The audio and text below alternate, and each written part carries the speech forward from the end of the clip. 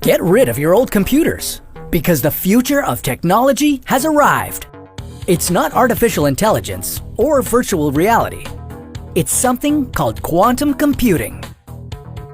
And it could completely revolutionize every aspect of our society, from healthcare to finance and even national security. But what is it? And how does it work? When can we expect it? And what could happen if it gets into the wrong hands?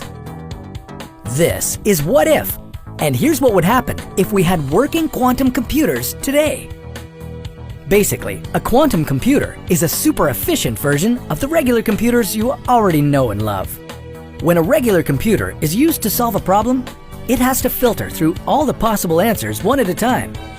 Whereas a quantum computer can filter through 1 billion possible answers at once to find the correct one in just a fraction of a second. The technology is so advanced that hardly anyone knows how to program it, let alone how to use it. So, how much power and control would quantum computing give to the first country or person who perfects it? Alright, to understand how quantum computers are going to change your life, it helps to understand how they would work first. Today, computers are binary. They process information using bits, where every bit can only exist as a 1 or a 0, and nothing else. A bit is relatively simple. It's the representation of one state or another, like if a light bulb is on or off. In today's computers, a bit is represented by a current pulse or an electrical voltage. Are you still with me? Alright, we're almost there. In the case of quantum computers, information is processed using qubits. These are similar to bits, but they can be ones and zeros at the same time. To understand the difference between bits and qubits, picture a sphere and give it both a north and south pole, where the north pole represents 1 and the south pole represents 0. With a bit, the poles are the only usable spaces on the entire sphere, and only one of them can be used at a time. With a qubit, the whole sphere becomes a usable territory.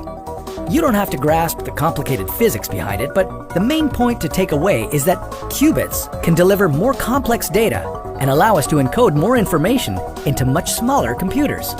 Some of the most progressive tech companies like Google, NASA, and IBM have already made versions of this technology. Now they're racing to perfect it. Once they're perfected, quantum computers will offer lots of benefits. For one thing, they'd be a game changer in the field of cryptography, mainly because of their ability to enhance security protocols by generating truly random numbers. Because of this protection, communications devices that are quantum-based could be used to transmit medical and government records, defense data, or other sensitive materials without fear of them ending up in front of the wrong eyes. Being able to calculate and process so much information so much faster would help us to find new drugs to treat diseases. It would speed up the development of life-changing medications. Quantum computers would give us the power to better deal with climate change by allowing for better software models describing what is happening to our atmosphere. And that could help us reverse the adverse effects of climate change. But it's not all good news. As we said before, no one's perfected it yet. If the first person who does wants to use the tech for ulterior motives, we could all be in trouble. As soon as a working quantum computer exists, our modern cybersecurity methods would become almost useless. Today's encryption algorithms use huge math equations and problems that are virtually impossible to solve. A quantum computer, with its 0 and 1 dualities, would have the power to solve these algorithms with relative ease. So I guess we'll just have to cross our fingers that one of the good guys figures it out first. Maybe we could even use these early generation quantum machines to perfect future models and make them even more powerful. But that's a topic for another What If.